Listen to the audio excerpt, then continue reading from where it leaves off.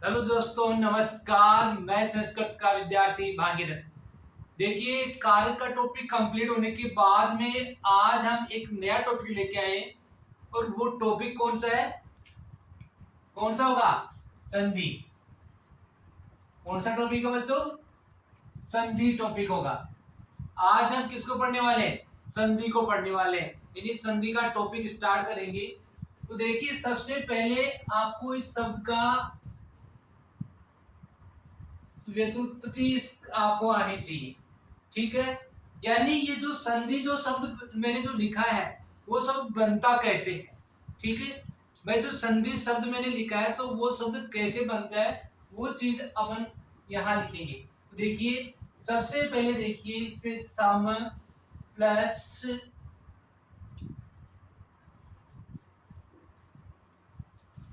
बुधाई plus की। ठीक है। अब यहाँ पे देखना, ये जो चीज लिखी है, यहाँ पे सिर्फ क्या होगा? धा होगा। ठीक है ना, धा धातु। ठीक है। धातु कौन सी होती है? दुधाय होती है। आया समझ में? कौन सी धातु होती है? दुधाय। तो यहाँ पे इन दोनों का क्या होगा? लोप होता है। आ रहा है समझ में? इन दोनों का क्या होगा? लोप होता है। सिर्फ यहाँ क्या बचेगा? धा बचता है। आ रहा है समझ में?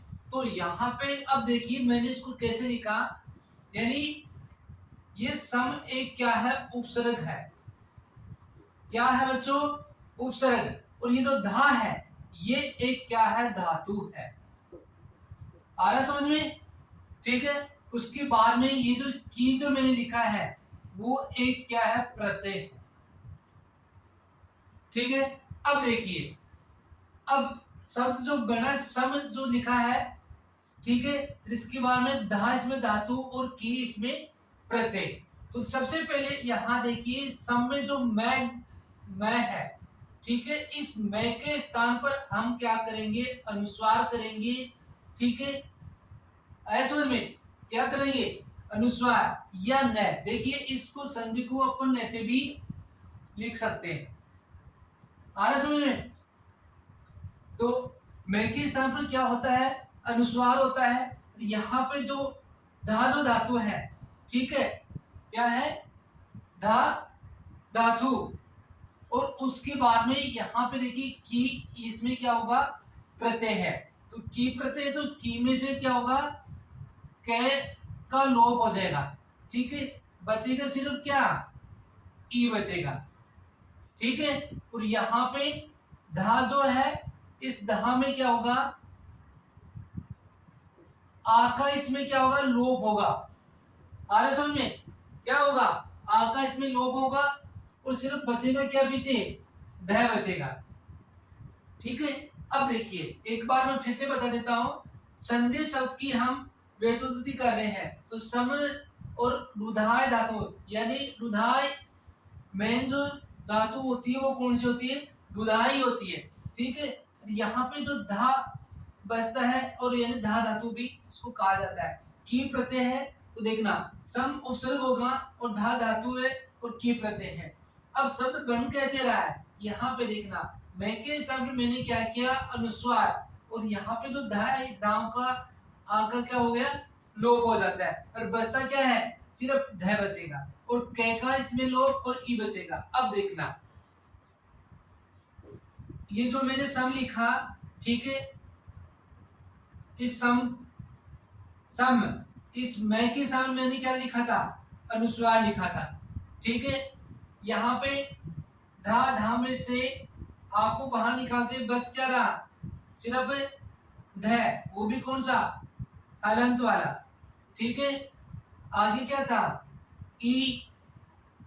भाई, ये जो ई आगे निकली है, ठीक है, तो ये इसमें मिलेगी।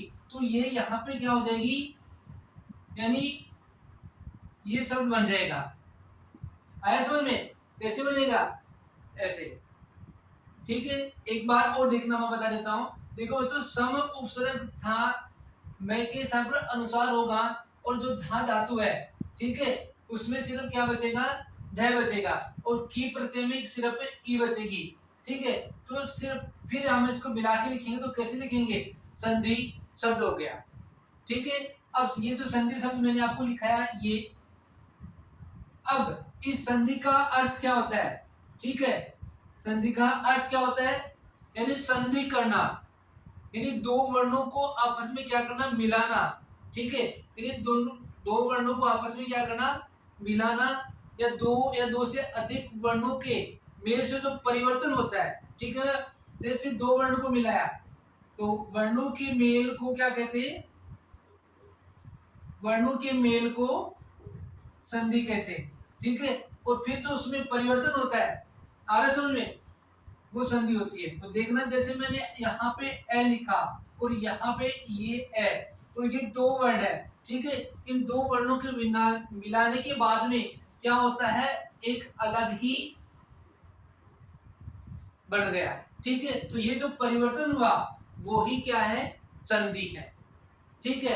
अब देखिए संधि के कितने भेद होते हैं, संधि के कितने भेद होते हैं, संधि के भेद, तो भेद कितने होंगे, तीन भेद होते हैं। कितने भेद होंगे, तीन भेद। कौन कौन से, सबसे पहले देखिए, सबसे पहले है स्वर संधि, ठीक है। स्वर संधि को संस्कृत में क्या बोलते हैं, अच संधि, ठीक है। अच, अच किसको बोलेंगे, स्वर को बोलते हैं। उसके बाद में आगे 2 नंबर यानी व्यंजन संधि, व्यंजन संधि, व्यंजन संधि को क्या बोलेंगे, हल बोलते हैं, ठीक है। हल, हल संधि, आ रहा समझ में, हल का मतलब होता है जहां पे हलंत लगा हुआ हो, ठीक है, वो व्यंजन संधि होती है। उसके बाद में 3 नंबर वो कौन सी, विसर्ग संधि, विसर्ग संधि। तो ये 3 संधि के भेद होंगे, ठीक है। विसर्ग इस तरह, आया समझ में, और हलंत किसी भी वर्ण के नीचे जो टेढ़ी लाइन होती है ना उसको हलंत कहा जाता है, और ये विसर्ग। तो ये संधि के 3 भेद है, ठीक है। तो यहां तक आपको कंप्लीट समझ में आना चाहिए। उसके बाद में आगे देखिए हम एक एक संधि को लेके पढ़ेंगे, ठीक है। तो उसके बाद में जो कल आगे उसके बाद जो नया टॉपिक होगा वो क्या होगा, स्वर संधि होगी, ठीक है ना। यानी कल हम क्या पढ़ेंगे, स्वर संधि के बारे में पढ़ेंगे। तो यहां तक सबको कंप्लीट में समझ में आना चाहिए, ओके। तो बच्चों देखिए अच्छी तरह से आपको इसको समझना है, ठीक है। जहां नहीं समझ में आए, ठीक है, उसको आप क्या करें, कमेंट बॉक्स में जरूर डालें, ताकि आने वाला जो भी वीडियो होगा, ठीक है ना, उसमें आपको उसको समझा भी दिया जाएगा, ठीक है। और आप इस वीडियो को जरूर लाइक एंड शेयर और सब्सक्राइब जरूर करें, ठीक है, ताकि आने वाला वीडियो आपको जल्दी मिले। ओके दोस्तों।